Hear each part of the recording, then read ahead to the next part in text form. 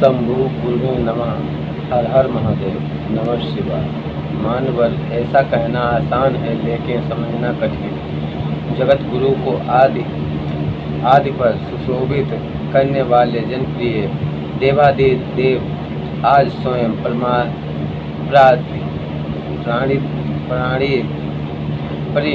परिमाणदायी गुरु का काम करते हैं। परमाणदायी गुरु का काम करते हैं। ऐसे तो घर घर में भगवान शिव पूजित हैं, लेकिन जन सामान्य के उनके गुरु स्वरूप का चिंतन करने का प्रयास नहीं किया। जिन व्यक्तियों ने अंधविश्वास में भी शिव को गुरु बनाया, उन लोगों ने प्रमाण पाया। आप भी महागुरु शिव के शिष्य बनकर आध्यात्म की कुंजी प्राप्त कर सकते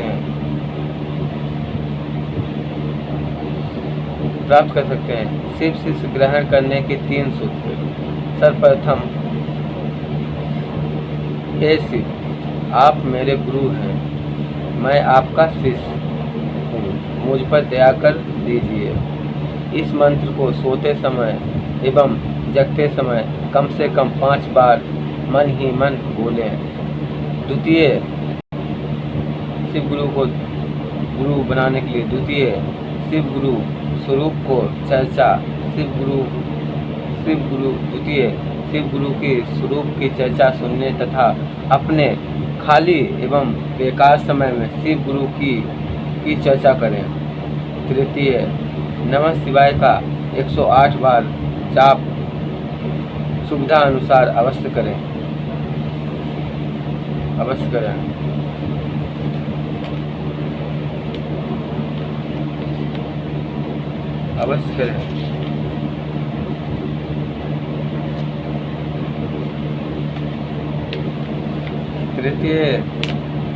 तृतीय, नमः शिवाय का जाप 108 बार सुविधा अनुसार अवश्य करें। कलाई में 12 दाने रुद्राक्ष का कंगन यह आवश्यक नहीं है, लेकिन शिव शिष्यों के शिव भक्त में सहायक होने के साथ साथ स्वास्थ्य के दृष्टिकोण से लाभदायक है। भजन कोई शर्त नहीं है, चिकित्सा ही नहीं है, दृष्टिकोण नहीं है, थोड़ा ध्यान में रखा जाना चाहिए। किसी व्यक्ति को शिव शिष्य बनना चाहिए। किस व्यक्ति को शिव शिष्य बनना चाहिए? शिव को गुरु मानने की इच्छा करने वाले के मन को घोषित उपलब्ध 1, 2, 3 या 5 शिव शिष्य मिलकर इन शब्दों से करना है। पुत्र शिव को अपना गुरु माना है। शिव के अतिरिक्त साम्राज्य में यह शुभ सूचना दर्ज हो। पुत्र शिव को अपना गुरु माना है। शिव के अतिरिक्त अंतरिक्ष साम्राज्य में यह शुभ सूचना दर्ज हो। शिव गुरु की दृष्टि जिस समय सर्वत्र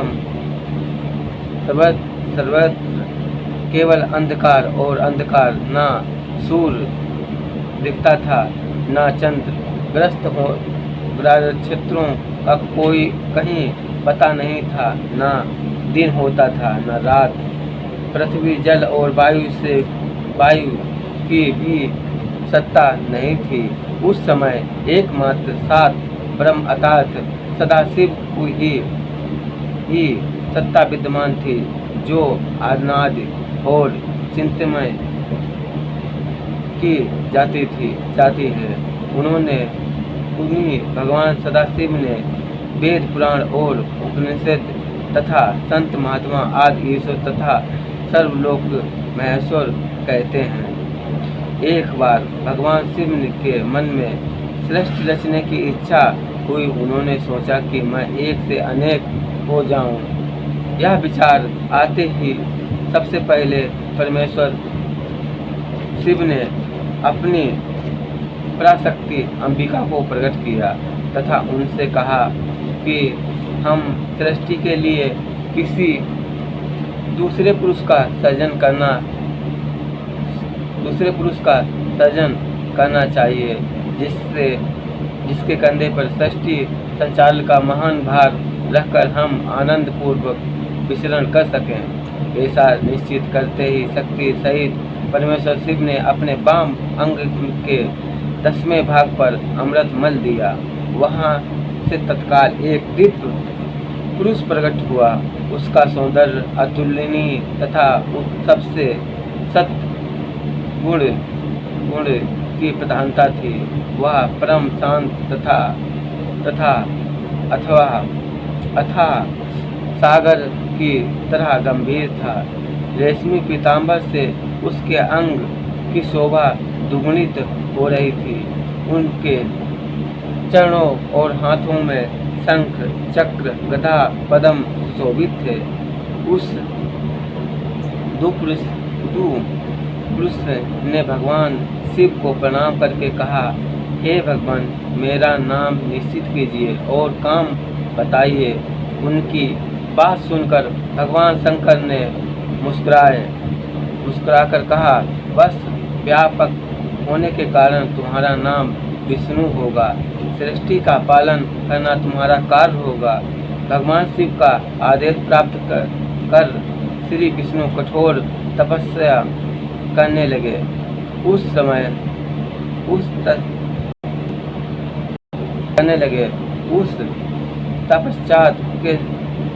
तपस्या के श्रम से उनके अंडों से जल धारा निकलने लगी जिससे सूना आकाश भर गया। अन्यथा उन्होंने थककर उसी का जल में शयन किया। जल अर्थात नर में शयन करने के कारण ही श्री विष्णु का एक नाम नारायण हुआ। तदंतर सोए हुए नारायण की नाभि से एक उत्तम कमल प्रकट हुआ।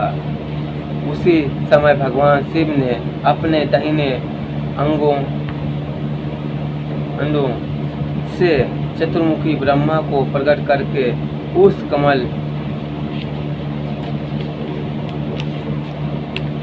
पर डाल दिया।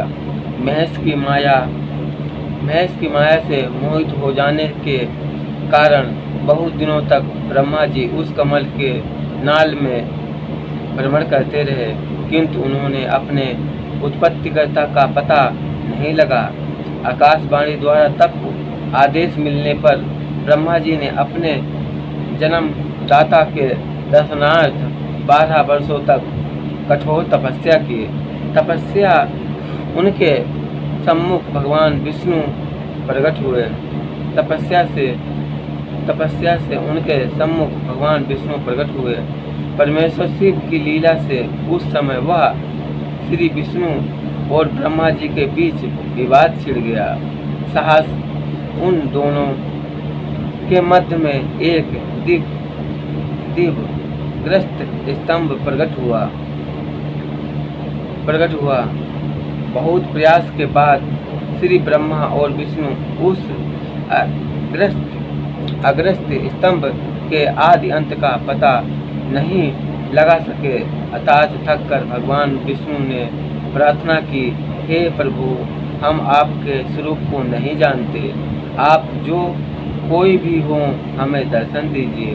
भगवान विष्णु की स्तुति सुनकर महेश्वर शिव साहस प्रकट हो गए और बोले, सुश्रेष्ठ, मैं तुम दोनों की तप से और भक्ति से भली भांति संतुष्ट हूँ। ब्रह्मा, तुम मेरी आज्ञा से जगत सृष्टि करो और बस विष्णु तुम इस चराचर जगत का पालन करो। तदंतर परमेश्वर शिव ने अपने हृदय भाग को प्रकट किया और उन्हें संहार का दायित्व सौंप कर वहीं अंतर ध्यान हो गए। जय बोलो ब्रह्मा विष्णु भगवान की जय, शंकर भगवान की जय। राधे कृष्ण भगवान की जय, सभी देवी देवताओं की जय। भक्तजनों, अगर आपको हमारी ये कहानी पसंद आई हो तो इसे लाइक करें, शेयर करें, कमेंट करें और सपोर्ट करें। जय राम, राधे राधे, हर हर महादेव।